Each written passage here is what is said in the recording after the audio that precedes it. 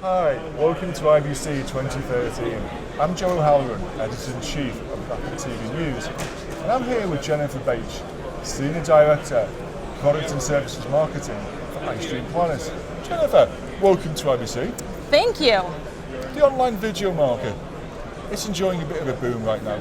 Why do you think that is? Well, I think that we're finally at the point where the consumers are getting the video quality that they need to really engage and enjoy that content on multiple screens. And then just the proliferation of the devices themselves. Tablets are completely taking off, and that's driving a lot of eyeballs to video on that particular device. Those customers you mentioned, Jennifer, they have big demands these days, and I guess they're placing great challenges on delivering. What do you think the challenges are? Well, right now, especially if you're looking at live video, which is something that iStreamPlanet is really an expert in. Live video still has a lot of complexities in the workflow. There are a number of steps in order to be able to get that content from from up on a satellite from a major broadcaster down to those multiple screens, and there's a lot of complexity in delivering the multiple formats that are needed to hit all of those devices that the broadcasters are really interested in getting their content to. How has live streaming for events changed over the last couple of years?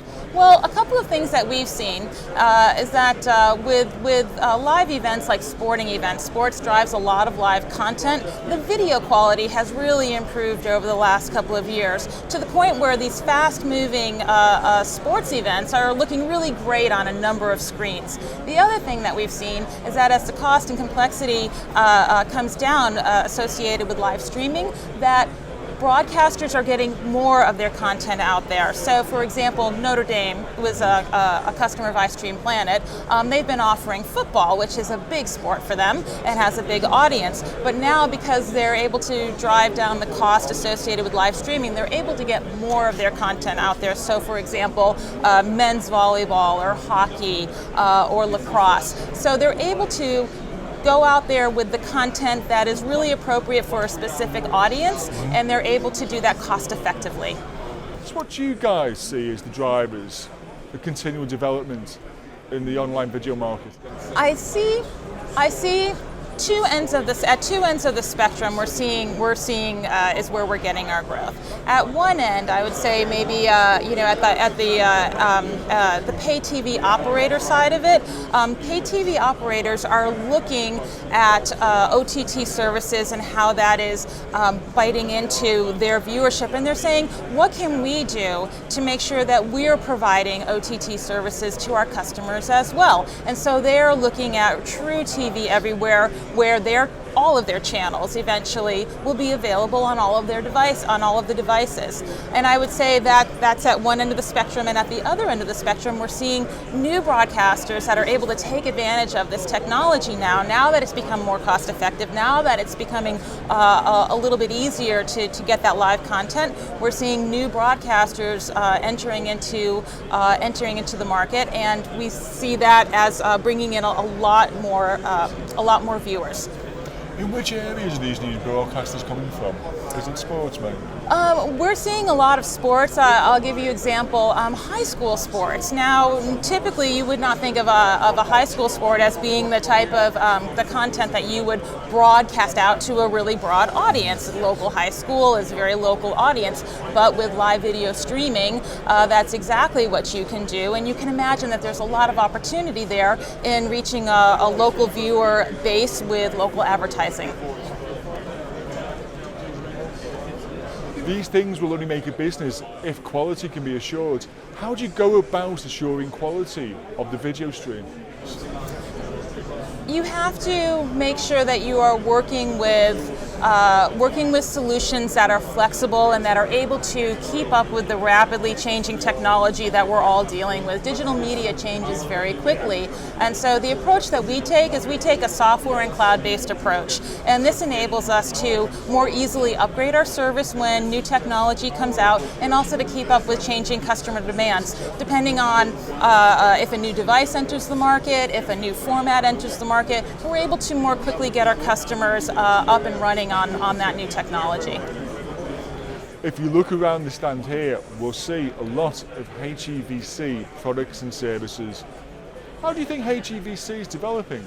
HEVC is very interesting, and it's very exciting, and it's something that we're tracking very closely.